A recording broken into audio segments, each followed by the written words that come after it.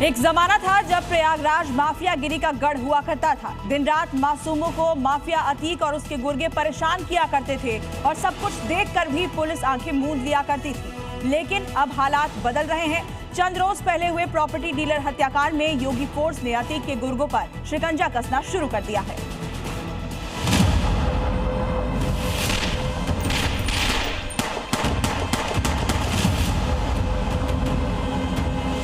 अपराधी कोई भी हो, माफिया कोई भी हो, किसी भी प्रकार का कोई सरपरस्त क्यों न हो, अगर उसने कहीं दुस्साहस किया उसे मान करके चलिए कि वह अपने उस दुस्साहस के लिए यमराज के पास जाने के लिए अपना टिकट काट रहा है।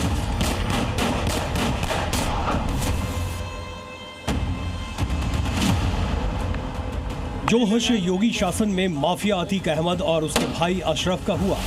माफियागिरी खत्म हुई, लोगों के जहन में बसा डर खत्म हो गया, गुंडाराज खत्म हो गया। वही हर उस अपराधी के साथ यूपी में हो रहा है जो योगी शासन की जीरो टॉलरेंस नीति को चुनौती दे रहा है। फिर चाहे वो अतीक था या चाहे आज की तारीख में उसका कबूतर और पलंबर, योगी फोर्स किसी को बख्शने के मूड में नहीं है। माफिया मिट्टी में मिल चुके हैं और फिर कोई माफिया बनने का प्रयास करेगा तो मिट्टी में मिलने की तैयारी भी करें। 2 बाइकें, 4 आरोपी, 4 में 3 के ढके चेहरे। ये चारों प्रयागराज की सड़कों पर योगी राज में प्रदेश की कानून व्यवस्था को बिगाड़ने निकले थे, ये सोचकर कि जो चाहेंगे वो कर गुजरेंगे और पुलिस इन तक पहुंच नहीं पाएगी। लेकिन ये भूल गए इस प्रदेश का मुखिया कौन है। इन सभी की योगी फोर्स ने पहचान कर ली। इन पर माफिया अतीक अहमद के भाई अशरफ के गनर रहे इरफान को गोली मारने का आरोप है। इरफान प्रॉपर्टी डीलिंग का काम करता था। आरोप है कि जमीनी विवाद में उसे गोलियों से भून दिया गया। इरफान की हत्या के बाद उसके बेटे की तरफ से करेली थाने में एफआईआर दर्ज कराई गई और शिकायत में अतीक के ही शूटर रहे आसिफ दुर्रानी और उसके भाई राशिद का नाम लिखवाया गया।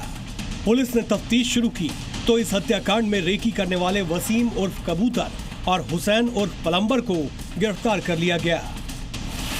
लेकिन मुख्य आरोपी अभी भी पुलिस की पहुंच से बाहर है।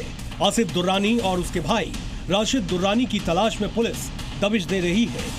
2 लोगों को हिरासत में लिया गया है, जिसमें से एक व्यक्ति वो है जिसने इसकी रेकी करी थी और बताया था कि जो मोहम्मद इरफान नामक व्यक्ति है वो वहाँ पर पहुँचने वाला है। इसके अलावा एक और व्यक्ति को भी हिरासत में लिया गया है और जो मुख्य आरोपी जो नामजद किए गए हैं उनकी गिरफ्तारी के लिए 5 टीमें पुलिस की लगी हुई हैं और जल्दी से जल्दी इसका खुलासा किया जाए। अतीक का कबूतर तो योगी फोर्स ने दबोच लिया है।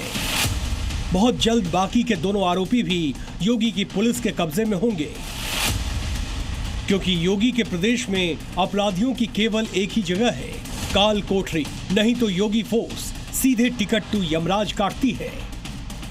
किसी भी गुंडे को और किसी भी माफिया को उत्तर प्रदेश की धरती में पनपने नहीं देंगे। ब्यूरो रिपोर्ट, जी मीडिया।